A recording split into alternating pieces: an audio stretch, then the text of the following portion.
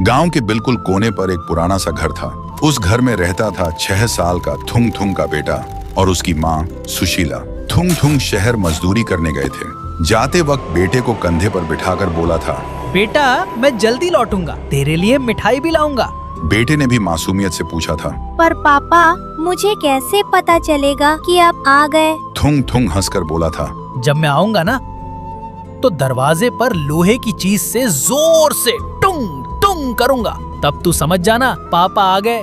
उस दिन के बाद 2 साल बीत गए। ना कोई फोन, ना चिट्ठी, ना खबर। गांव वाले माँ और बेटे को देखते ही अब फुसफुसाने लगते, लगता है थुंग थुंग अब नहीं आएगा। बेचारी सुशीला और ये बच्चा।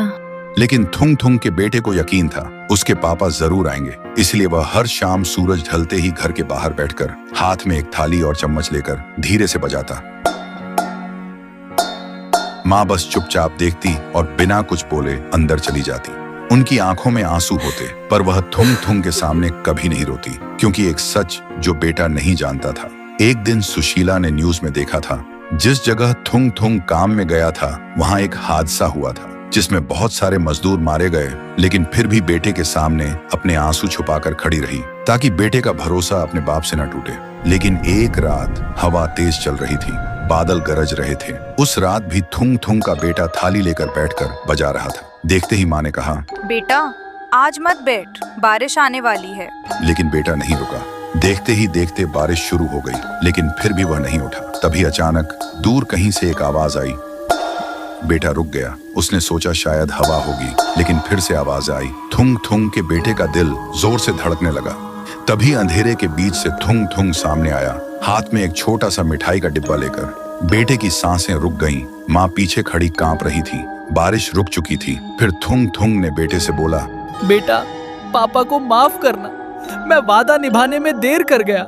सुनते ही बेटा थुंग थुंग के गले लग गया और रोते हुए बोलने लगा, पापा अब कभी मत जाना मुझे और माँ को छोड़कर।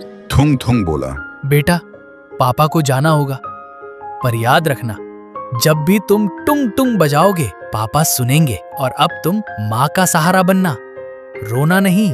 फिर उसने बेटे को प्यार से सुलाया और जाते वक्त बीवी के साथ बैठकर काफी देर तक दोनों रोते रहे। फिर बोला, तुमने मेरा वादा जिंदा रखा, शुक्रिया।